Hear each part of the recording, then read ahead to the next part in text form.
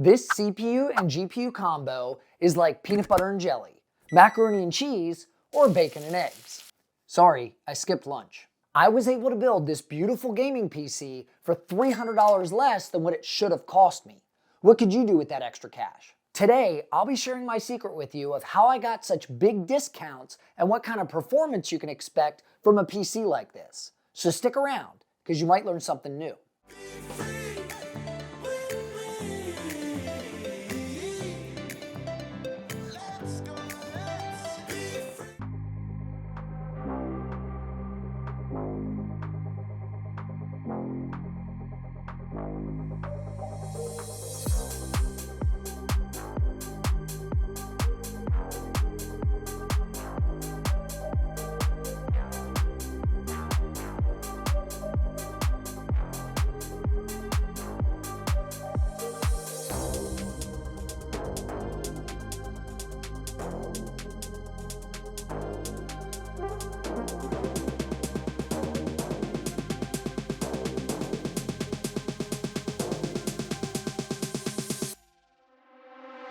Real quick, I started out with the Lian Galahad 240 AIO that I was going to liquid cool my 5600X with. Now, when I booted the system up, I had a serious overheating issue.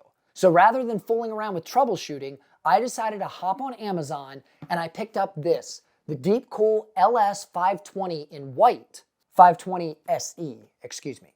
But it was only $72, which is actually less money than most high-end CPU air coolers cost. Talk about lucking out.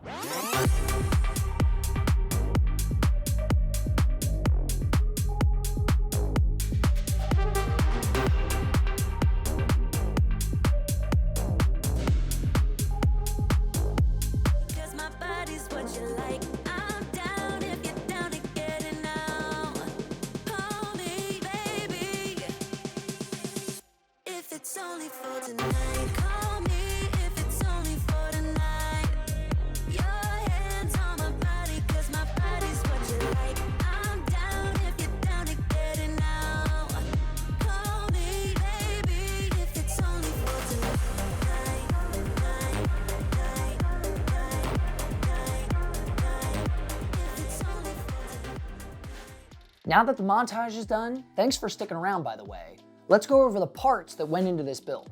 The CPU is the tried and tested Ryzen 5 5600X.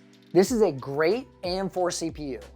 It gives you PCI 4.0 connectivity, cheaper DDR4 memory, and if you want, later on you could drop in the top tier Ryzen 7 5800X 3D to boost your overall gaming performance. By the way, all the parts I used in today's build would be linked below in the description in case you want to go pick some up for yourself and use them in your own PC at home.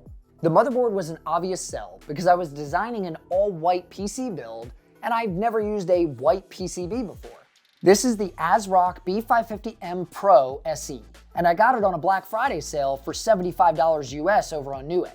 It's still priced under $80, even though the sale has already ended. I picked up the RAM from a friend of mine for $40 because he upgraded to a 32GB kit and didn't have any need for his old set. This is two 8GB sticks of G.Skill's Trident Z Royal clocked at 3600 MHz. If I didn't already have this on hand and it matched the build perfectly, I would have gone with 32GB instead of the 16 because costs have come down so much lately. Storage has gotten extremely cheap lately, and due to this fact, I recommend 1 TB be the minimum when building a new gaming PC. Unless you want to uninstall your games all the time to make room for new ones, especially since I got this drive for less than $45. The real reason that I went with the CPU, the motherboard, the RAM, and the storage drive is I got them all on a combo discount together.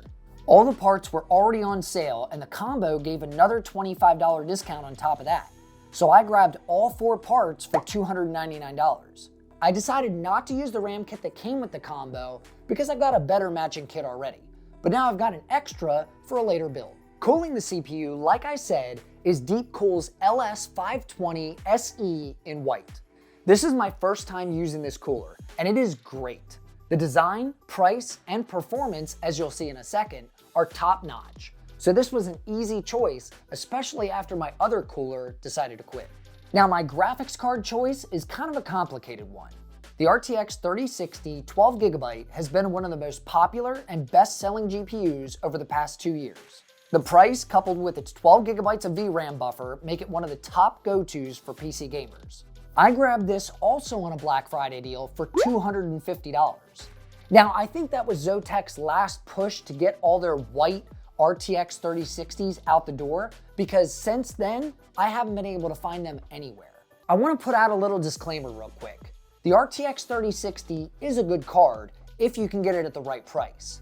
If you're willing to pay up to $300 for this GPU, there are better options out there in this price category that offer better performance, even if they do have less than the 3060's 12 gigs of VRAM.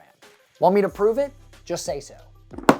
The power supply is the Thermaltake GF1 Snow 750 watt. It's a fully modular 80+ gold rated power supply, and it's all white, including the cables in case you decide not to use custom extensions like I did. Now, this cost me $100. I didn't find any amazing deals in this wattage category for an all-white power supply. In case you're curious, the cable extensions are from Easy DIY, and I picked them up for $20 on Amazon. I think they look great, and it's a small investment to give it that extra clean look. Lastly, the case is the Lian O11 Air Mini. This is my first time using this case, and the overall build looks great. But the whole reason people go with the O11 series cases is that 90-degree glass view, which shows off all your components, and this case doesn't have it. However, it was a gift from a friend, so I can't complain. I'm gonna stop talking now and let you check out some benchmarks I ran with this system. Then we'll come back and talk more about value. Baby girl, let the ice break. Give you all what your life is. I know what I say. Give me, baby girl, another night, yeah. When you want something, come on, you can ask and I never say no. You know what I say. Upgrade and nice, I can get you some. I met a girl from the UK. She a dime, she a cutie. I tell her come if she wanna see me. She love the green and she love when it rains. She said bring up the money from the ATM. Tell your mom from your ATM. Me no back, you go shopping with your ATM. Go lunch with your ATM. The way bags and clothes from your ATM. Wanna glow every time you come in. Be the one with the bag when you are with your friends. Oh no. Yeah, every time she wants something, she call and check in. You know, I answer when you call and check in. Tell me what's the case, what's the matter? Tell me what's your name, looking fantastic. Dark skin like Fanta. Danger how she move, no banta.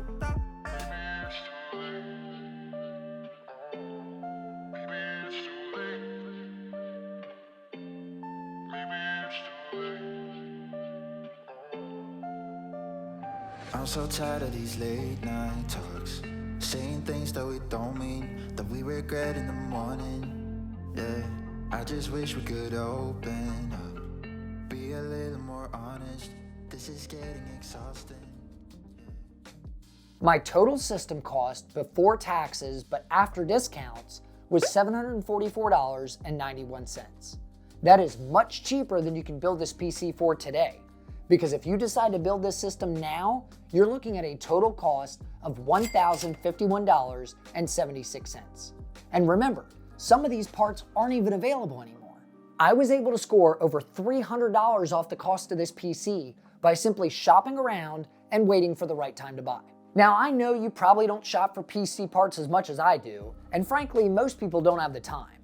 But if you need help with this and you want to stay in the know, swing over to our Twitter page. Twitter, X, whatever it's called now. It'll be linked in the description, and I'm always posting great deals that I find to help you out. So the final question of the day is, do I recommend building this system for yourself at home? Well, that depends. Unless you're able to find deals close to what I paid, I'd say no. For $1,000 US, there are better builds out there than a Ryzen 5 5600X and an RTX 3060. The 3060 is already a medium setting GPU and only getting older. You should, however, follow my lead and try to buy parts from friends looking to upgrade. Or if that's not an option, search used third-party sites like Facebook Marketplace, eBay, or even Jawa.gg if you're located in the US. That's where I pick up most of the graphics cards that I use here on the channel. What do you think? These things are free? But if you want more PC builds just like this one, or maybe a product review or two, don't forget to hit that subscribe button down below and click the bell icon so you'll be notified when we release more content, because that's exactly what you'll find here. And as I always say, don't worry about that. And as I always say, I'm Danny with Danny's Tech Channel, and I'll see you in the next one. We faded, but I know that we can save it, 'cause we're like Alpha and Omega.